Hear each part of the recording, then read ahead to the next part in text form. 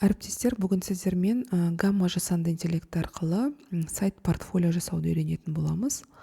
Олай болса, іздеу жолағына Gamma AI деп жазамыз. Gamma AI батырмасын басып, осы жерден осылай бізде терезе ашылады. Сәйкесінше біз өзіміздің логин пароліміз арқылы кіріп, егер тіркелмеген болсаңыздар, Google арқылы Continue with Google деп, Google арқылы жалғастыру деп Google'ды таңдаймыз. Осылай тіркеліп аламыз. Содан кейін создать новый деп жаңа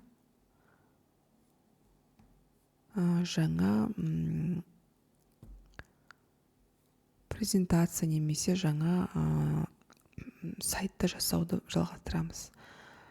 Generate батырмасын басамыз да, яғни біз презентация емес, веб парақша деп таңдаймыз.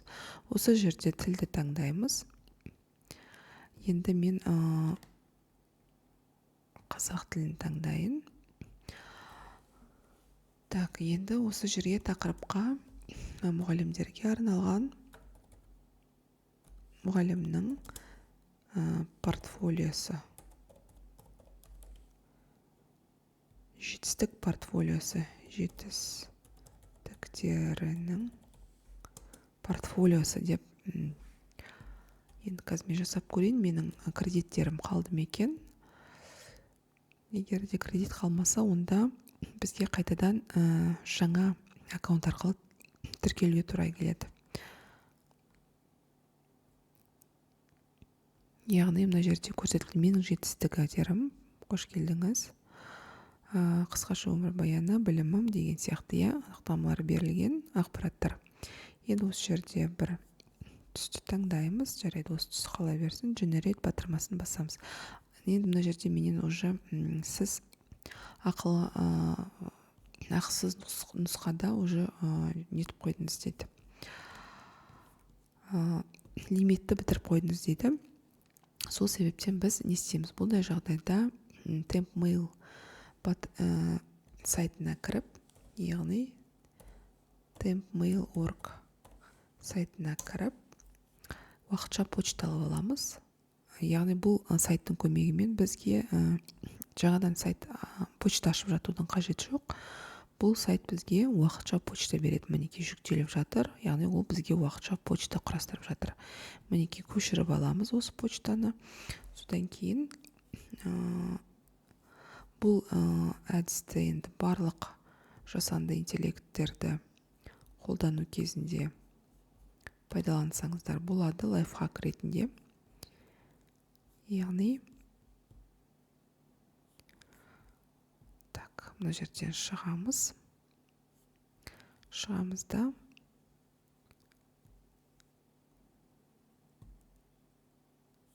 жаңадан тіркелеміз. Енді осы жерде бізге почтаға жібердік дейді. Подтверждение, мінекей мынаяққа келіп тұр. Верификация жасаңыз дейді. Біз верификация жасаймыз. Мінекей verify батырмасын басамыз. Енді осы жерде аты жөнімізді жазамыз.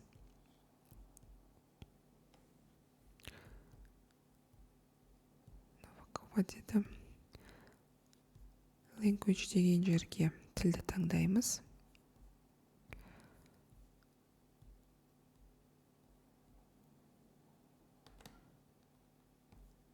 Орысша деп таңдасақ та болады. Пароль деген жерге бір пароль қоя саламыз. Өзіміз ойдан пароль құрастырып қоямыз.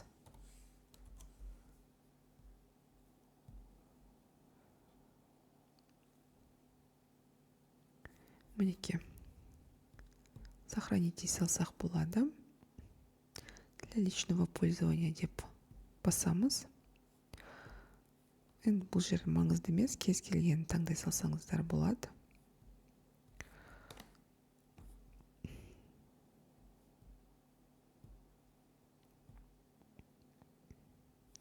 Енді сгенерировать батырмасын басамыз, продолжить.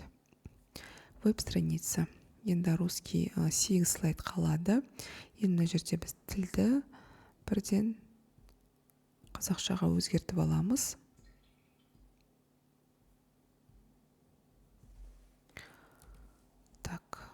мына жерде біз соңғы сақтағанымыз ол почта екен. Енді біз мұғалімнің жетістік портфолиосы деп мұғалімнің жетістіктерінің портфолиосы деп создать конспект дегенді басамыз. Яғни мына жерде бізден шықты жалпы мәліметтер, портфолио, жалпы мәліметтер, қызметі, педагогикалық тәжірибесі, жетістіктері, оқушылардың жетістіктері, әдістемелік жұмыс, сабақ жоспарлары деген сияқты. Өте керемет ішкі слайдтарын бізге жасап берді. Енді мына жерде біз басқа да түрлерін таңдасақ болады. Презентацияның мысалы мынау түрін таңдасақ болады. Жасыл түсті. Немесе енді бір кез келгенін таңдай берсеңіздер болады. В принципе, выбрать тему дейміз. И қалғаны қалады. Сгенерировать батырмасын басамыз.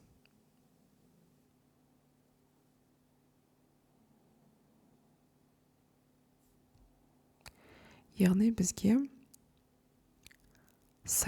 веб-сайт жасап беріп жатыр.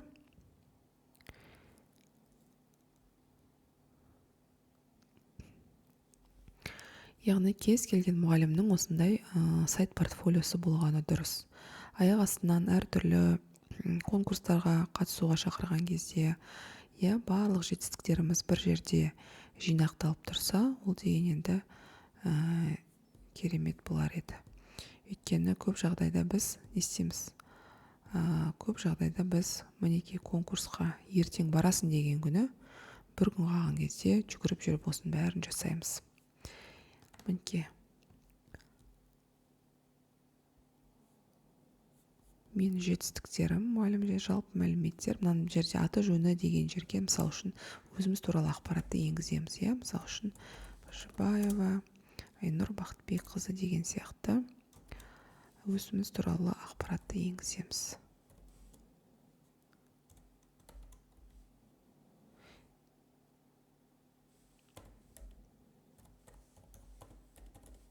Туған күні, білімі деген сияқты осының бәрі ақпараттың бәрін енгіземіз. Педагогикалық тәжірибесі, мына жерге енді әрине өзімізге қатысты бір өзіміздің суретімізді қойғанымыз дұрыс болады. Сәйкесінше қандай жетістіктер бар, мына жерге сертификаттарымызды қойсақ болады. Оқушылармен бірге түскен жаңағы сертификаттармен әдістемелік жұмысқа байланысты қандай мақалаларымыз бар деген, оның барлығын, қандай авторлық бағдарламамыз бар деген сияқты. Сабақ жоспарына қатысты қандай да бір материалдарымыз болса, соның бәрін осы жерге қоя алады екенбіз. Сәйкесінше мысалы үшін қандай да бір жетістіктеріміз болса, тіпті ютубқа сілтеме қойып жаңағы видеоларымызды, қандай да бір ашық сабақ кезінде түсірген деген сияқты суреттерімізді барлығын қойып осылай сайт жасай алады екенбіз. Енді опубликовать батырмасын басу арқылы біз осы жасап қойған дүниемізді жариялаймыз. Жариялағаннан кейін посмотреть сайт деген батырманы басып, біз осылайша өзіміздің портфолиомызбен бөлісе алады екенбіз. Портфолиомен бөліскеннен кейін, яғни осы қазір ашылатын сілтемені көшіріп алып, кез келген жағдайда қолдана береміз. Мысалы, WhatsApp-қа жіберу арқылы немесе жаңа бір парақшаға өту арқылы деген сияқты біз қолдана береді екенбіз. Мысалы, мінекей бізде уже ашылып жатыр жаңағы сайтымыз, парақшамыз. Осы сілтеме арқылы біз өзіміздің сайтымызбен бөлісе аламыз.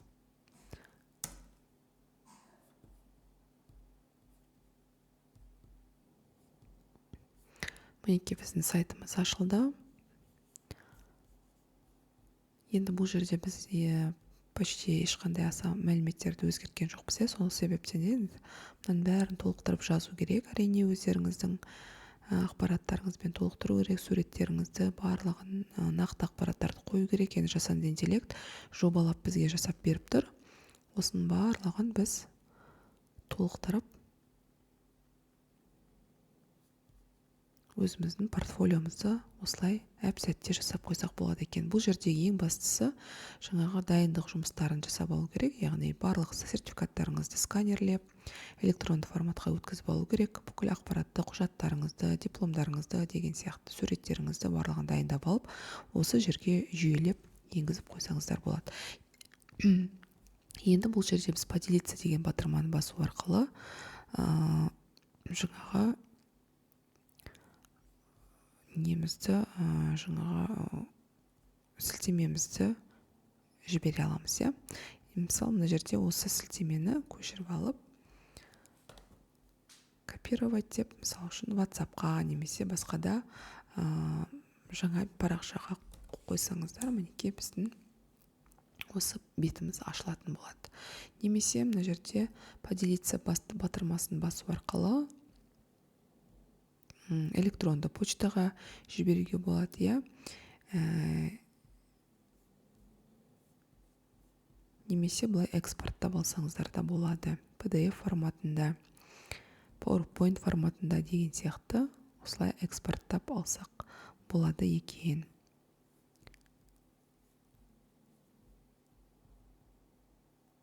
Назарларыңызға рахмет.